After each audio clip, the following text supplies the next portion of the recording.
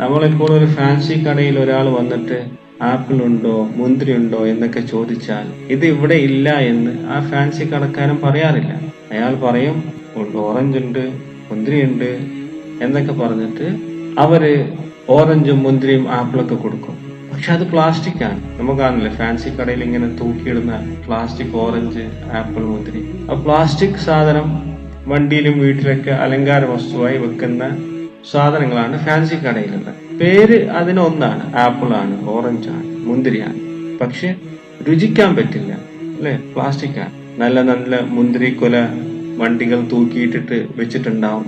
അപ്പോ നല്ല നിറാണ് അതിന്. നല്ല ശരിയായ മുന്തിരിനേക്കാളും നല്ല നിറം ഉണ്ടാവും, നല്ല രൂപം ഉണ്ടാവും.